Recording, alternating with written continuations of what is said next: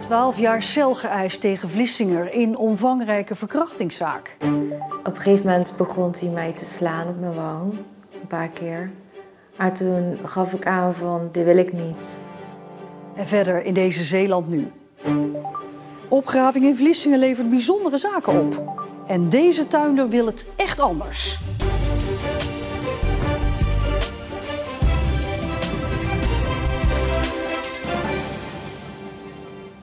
Goedenavond. Tegen een 38-jarige Vlissinger is vandaag in hoger beroep bij het gerechtshof in Den Bosch 12 jaar cel geëist. De man staat terecht voor de verkrachting van 4 vrouwen in Zeeland. Daarvoor kreeg hij bij de rechtbank in Middelburg al 7 jaar cel. Maar de man ging daarna zelf tegen deze straf in hoger beroep. En we gaan naar Den Bosch, daar staat verslaggeefster Mercy Kamermans. Mercy, ja, 12 jaar. Dat is natuurlijk flink meer dan die 7 jaar bij de rechtbank in Middelburg. Ik kan me voorstellen dat dat voor de verdachte behoorlijk tegenvalt. Ja, ik kan me inderdaad voorstellen dat dat behoorlijk schrikken was. Want de verdachte blijft bij zijn verhaal dat hij vrijwillig seks had met de vrouwen. Dat ze wisten waar ze aan begonnen en dat het een spel was, maar dat hij ze nooit verkracht heeft. Dat er geen sprake was van dwang.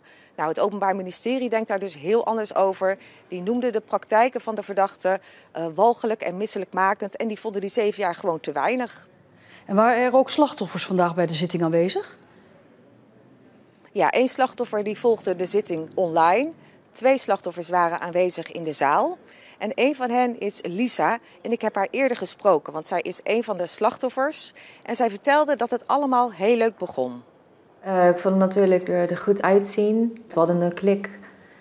En op een gegeven moment had ik zoiets van, oké, ik kan wel naar zijn thuis. Op een gegeven moment toen we naar de slaapkamer gewoon gingen en nog een filmpje keken. Toen op een duur kregen we seks. En toen was het nog wel oké. Want ik wou het toen zelf ook. Maar op een gegeven moment begon hij mij te slaan op mijn wang. Een paar keer. Maar toen gaf ik aan van, dit wil ik niet.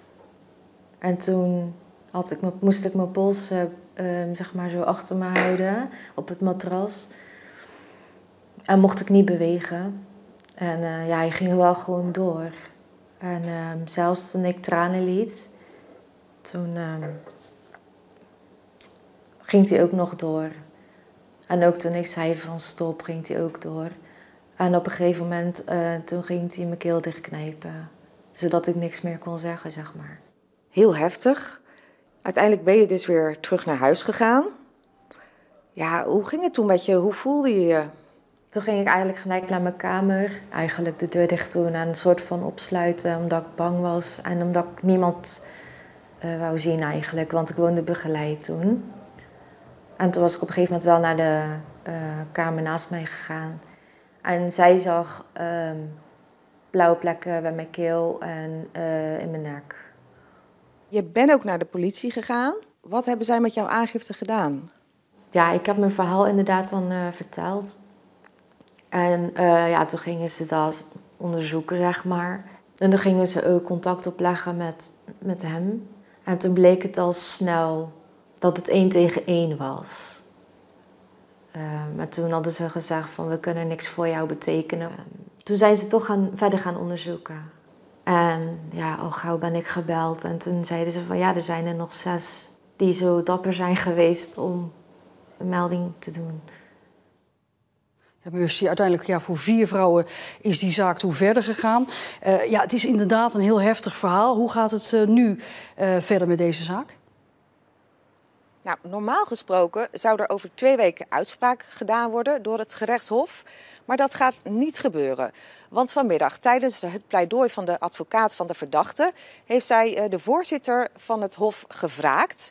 Zij vond dat zij zich partijdig gedroeg. En er was een grimmige sfeer, er werden wat opmerkingen heen en weer gemaakt.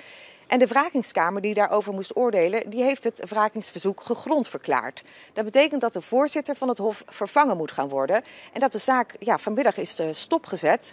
Dus er moet iemand nieuws komen. En ja, die uitspraak gaat dus nog wel even duren. Mercy Kamermans bij het gerechtshof in Den Bosch. Dankjewel. De gemeente Middelburg, Veren en Capelle doneren €1 per inwoner voor noodhulp in Marokko. Er zijn bij de aardbeving vorige week bijna 3000 doden en zeker 5500 gewonden gevallen. De gemeente Veren hangt vandaag ook de vlag halfstok. 2 jonge mannen stonden vandaag voor de politierechter voor rellen tijdens Oud en Nieuw, nu bijna 2 jaar geleden. Eén van hen kreeg 240 uur werkstraf voor het gooien van zwaar vuurwerk naar de mobiele eenheid. De andere jongere hoort binnen 2 weken wat zijn straf wordt. Hij zou zwaar vuurwerk op een ander moment naar een auto van BOA's hebben gegooid. In Arnhemuiden was het tijdens de jaarwisseling van 2021 op 2022 erg onrustig. Autobanden en pallets werden in de brand gestoken en er werd met zwaar vuurwerk gegooid. Zo'n 50 jongeren hebben daarvoor eerder een boete gekregen. De antennes van de KPN op de vuurtoren van Westkapelle worden vervangen, want ze zijn verouderd. Voor de klus is een 60 meter hoge kraan ingeschakeld. Maar het was nog eventjes spannend of die zijn werk wel kon doen. Er stond een auto geparkeerd op een plek waar dat eigenlijk niet kon. Helaas, de man of eigenaar van de auto, die is op vakantie. Dus dat was even passen en meten hoe ze het gingen oplossen. Uiteindelijk kon de kraan toch een plekje vinden. Door de werkzaamheden is de vuurtoren eventjes niet te bezoeken. Er hingen schilderijen op een bepaalde verdieping. Ja, die hebben we allemaal veilig moeten stellen. Je wil natuurlijk niet dat op het moment dat de werkzaamheden voorbij zijn, dat je een schoonmaakploeg erin moet laten komen om alles weer netjes te krijgen. De verwachting is dat de werkzaamheden volgende week donderdag helemaal klaar zijn en dat de vuurtoren dan ook weer open is voor bezoekers. Een soort Pompeii, maar dan in Vlissingen. Zo noemen Stichting Bunkerbehoud en de Walcherse Archeologische Dienst de vondsten in een vandaag uitgegraven bunker uit de Tweede Wereldoorlog. Normaal zijn dit soort ontdekte bunkers compleet leeggeroofd, maar deze niet, vlakbij de HZ. Het lijkt wel of de Duitse bezetters destijds in allerijl alles hebben achtergelaten, waardoor de bunker nu een kijkje geeft hoe het oorlogsleven was 80 jaar geleden. De eerste bunker, die vorige week al werd uitgegraven, gaf al heel veel inzicht over hoe het Duitse leger werkte. Maar deze tweede hospitaalbunker geeft nog veel meer prijs. Onder een dikke laag klei troffen onderzoekers een bunker aan die nog volledig intact was. We deden allerlei vondsten die in de haast zijn achtergelaten. En die brengen die mensen van toen wel heel dichtbij. Er staat een kachel met kolen, blikjes eten waar mogelijk cornetbief in zit. Maar ook deze flessen met van alles en nog wat. Je ziet de kurk er nog in. Het is waarschijnlijk melk van 80 jaar oud. En dat was niet alles, want bij een toegangsdeur deden ze een lugubere ontdekking. Ja, de deur, de zware gepantserde deur van deze kamer dan, die zat half dicht. En daar tussen die deur geklemd en de drempel steekt dan een laars uit. Nou, dan krijgen wij wel enge ideeën van, zit die voet er nog in of niet? Dus dat moeten we dadelijk bij het wassen met spanning maar onderzoeken. Alle spullen worden onderzocht en gaan daarna naar een depot. Of deze bunkers behouden blijven is onzeker. Daar buigt de gemeente zich later over. Sla, radijsjes of koolraap kweken zonder ook maar 1 schepje dierlijke mest of kunstmest. Dat het kan, wordt bewezen in Ritten. Tuinderij Plantalia is het eerste landbouwbedrijf in Zeeland dat is overgestapt op een compleet veganistische teelt van groenten. Karin Curver is de eerste veganistische tuinder van Zeeland.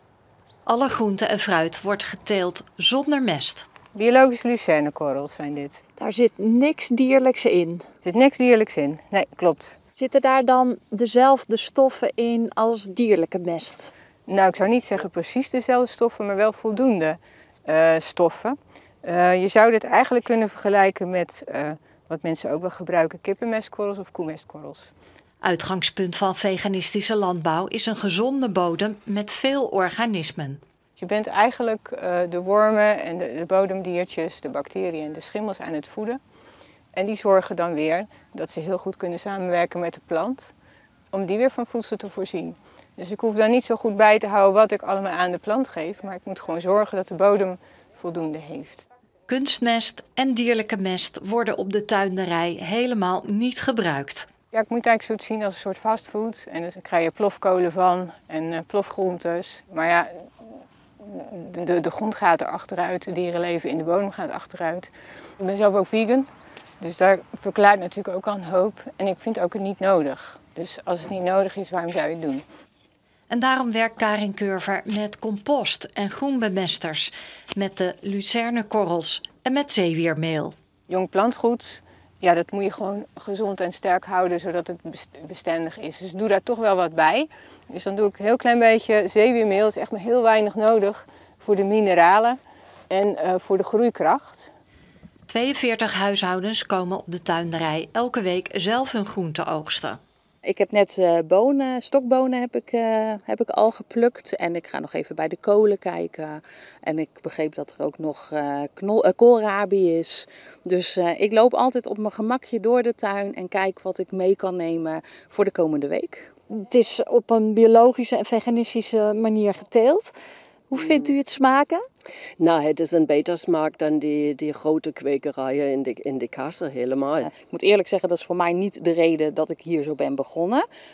Maar je leert er steeds meer van. En ik heb echt wel zoiets van, nou, dit mag wel zo doorgaan. Dat zouden veel meer mensen moeten doen. De veganistische landbouw is in Europa in opkomst. Ook in Zeeland. Binnenkort krijgt Curver er een collega bij. Dus het kan gewoon. Ja, dus mensen zeggen dat het niet kan. Dat is niet zo. De tuinderij is net met 3 hectares uitgebreid. Volgend jaar kunnen er 100 groenteabonnementen extra worden uitgegeven.